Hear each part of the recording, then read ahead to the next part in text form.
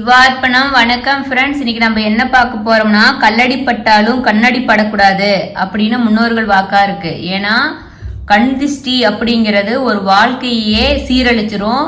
ஆனா அவங்க நல்லவங்களா இருப்பாங்க, ஆனா அவங்க பார்வை அவங்களுக்கே தெரியாது, கெட்ட பார்வையா இருக்கும். அதனால நம்ம அதை எப்படி சரி பண்ணிக்கலாம் அப்படின்னு சொல்லிட்டு பார்க்கலாம். நமக்கு ஆதி காலத்துல இருந்து அன்னையும் பிதாவும் முன்னறி தெய்வம் அப்படின்னு நம்ம ஸ்கூல்ல இருந்து பாடம் படிச்சுட்டு வந்திருப்போம். பெரியவங்கள் எல்லாம் சொல்லியிருப்பாங்க. எனவே நமக்கு ஃபர்ஸ்ட் தெய்வமா இருக்கிறது நம்ம பெற்றோர்கள் தான். முழு முதற் கடவுளான நம்ம விநாயக பெருமானை தான் நம்ம கும்பிடணும். மூணாவது நமக்கு குலதெய்வம்னு ஒவ்வொருத்தருக்கும் இருக்கும். அந்த குலதெய்வ வழிபாடு ரொம்ப சிறப்பு. அதுக்கப்புறம் அவங்களுக்கு இஷ்ட தெய்வம்னு ஒண்ணு இருக்கும். இஷ்ட தெய்வ வழிபாடு பண்றதும் ரொம்ப சிறப்பு. இந்த காலத்துல ஒருத்தர் வாழ்க்கையில உயர்ந்துட்டாருன்னா அதை 10 பொறாமப்படுறதுக்கு 10 பேர் இருப்பாங்க. அவரு பாரு, இப்படி பணம் சம்பாரிச்சு இப்படி வாழ்றாரே, இப்படி வீடு கட்டி வாகனம் வாங்கி இப்படி எல்லாம் வாழ்றாங்க அப்படின்னு சொல்லிட்டு பொறாமப்படுவத எண்ணிக்கைதான் அதிகமா இருக்குது இந்த காலத்துல. அதனால அந்த பொறாமையினாலதான் பல்வேறு பாதிப்புகள் ஏற்படுகிறது. நமக்கு பொறாமை எண்ணம் மனதுல நமக்கு ஃபர்ஸ்ட் உதிக்காம இருக்கணும் அப்படின்னா நம்ம என்ன பண்ணணும்னா, குலதெய்வ வழிபாடை நம்ம முறையா செய்யணும். குலதெய்வ வழிபாடு முறையா செஞ்சா நமக்கு ஒருத்தர் மேல நமக்கு பொறாமையே வரவே வராது. ஒவ்வொருத்தருக்கும் குலதெய்வ வழிபாடு ஒவ்வொரு மாதிரி இருக்கும். ஒரு சிலர் என்ன பண்ணுவாங்க, மாதத்துல முதல் நாள் போய் கும்பிடுவாங்க, அமாவாசைனா கும்பிடுவாங்க. ஒவ்வொருத்தர் என்ன பண்ணுவாங்க, வெள்ளிக்கிழமைனா கும்பிடுவாங்க. ஒரு சிலர் சிவராத்திரி அன்றி கும்பிடுறதையும் சிறப்பா வச்சிருப்பாங்க. ஒவ்வொரு மக்களே பௌர்ணமினா போய் வழிபடுவாங்க. இப்படி ஒவ்வொருத்தரும் பலவிதமா குலதெய்வத்தை போய் வழிபட்டுக்கிட்டு இருப்பாங்க. இல்லைன்னா ஒவ்வொருத்தரெல்லாம் என்ன பண்ணுவாங்கன்னா, அந்த ஆடி மாசம் தான் முக்கியம் அப்படின்னு சொல்லிட்டு ஆடி மாசத்துல போய் வழிபடுறவங்களும் இருக்காங்க. நாம குலதெய்வத்தை எப்படி வழிபடணும் அப்படின்னு குடும்பத்துல இருக்கிற பெரியவங்கிட்ட கேட்டு தெரிஞ்சுக்கிட்டு அது மாதிரி போய் வழிபட்டோம்னா நமக்கு வாழ்க்கையில சந்தோஷமா இருக்கும். வாழ்க்கையில சந்தோஷம் வர்றதுக்கு ஒரு அடித்தளமா ஆரம்பமா இருக்கும் அப்படின்னு சொல்லுவாங்க. பார்வை பலம் அப்படிங்கிறது கிரகங்களுக்கு மட்டும் இல்ல, மனிதர்களுக்கும் பார்வையில பலம் இருக்கும். அது அதிகமாவதைத்தான் கண் திஷ்டி அப்படின்னு சொல்லிட்டு சொல்லுவாங்க. ஏன்னா பார்வைக்கு உடனடியா பலன் தெரியும்.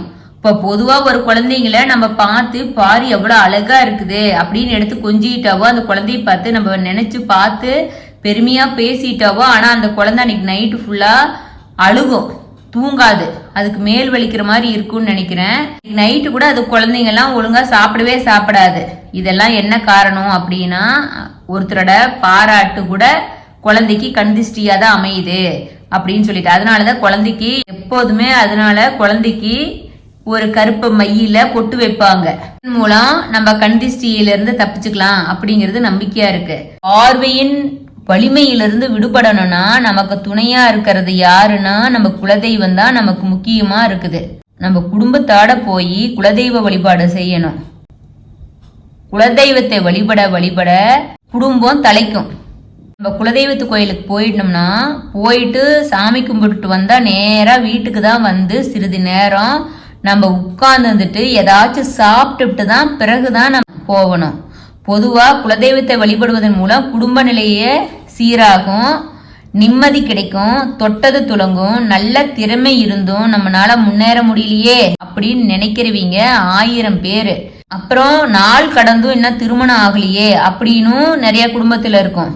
எந்த காரியத்தை தொட்டாலும் தொடங்க மாட்டேங்குதே அப்படின்னு நினைக்கிறவங்க பல பேர் இருப்போம். சகல யோகங்களையும் பெறவும் சக்கரவர்த்தி போல நம்ம உயர்ந்து வாழவும் நம்ம குலதெய்வ வழிபாடு மேற்கொள்வது நமக்கு நல்லது. குலதெய்வ வழிபாட்டை மாதம் ஒரு முறையேனும் போய் தெய்வத்தை வழிபட்டுட்டு வந்தா கண் திஷ்டி, பில்லி, சூனியத்திலிருந்து எல்லாத்துலயும் இருந்து நம்ம குலதெய்வம் காப்பாத்தும். குலதெய்வம் கோயிலுக்கு போயிட்டு வரும்போது அங்கிருந்து சாமிக்கு எலுமிச்சம்பழம் வச்சு எடுத்துக்கிட்டு வீட்டு வாசப்படியில கட்டணும். உங்க வண்டி வாகனம் இருந்துச்சுன்னா அதுல ஒண்ணு வச்சுக்கோங்க. எப்போது கையில ஒரு எலுமிச்சம்பழம் பேக்லயோ வச்சிருந்தீங்கன்னா குலதெய்வத்தோட அருள் எப்போதும் உங்க கூடவே வரும். கண் திஷ்டி பார்வையிலிருந்து நம்ம தப்பிச்சுக்கலாம் அப்படின்னு சொல்லிட்டு பெரியவங்க சொல்றாங்க. அதனால நாளைக்கு ஆவணி பௌர்ணமியாவும் இருக்கு. ஃப்ரெண்ட்ஸ், நீங்க முடிஞ்ச அளவுக்கு எல்லாரும் போய் உங்க குலதெய்வத்தோட காலை பிடிச்சுக்குங்க, கெட்டியா பிடிச்சுக்குங்க. குலதெய்வம் காப்பாத்தும். ஓகே, சிவார்ப்பணம். வணக்கம் ஃப்ரெண்ட்ஸ்.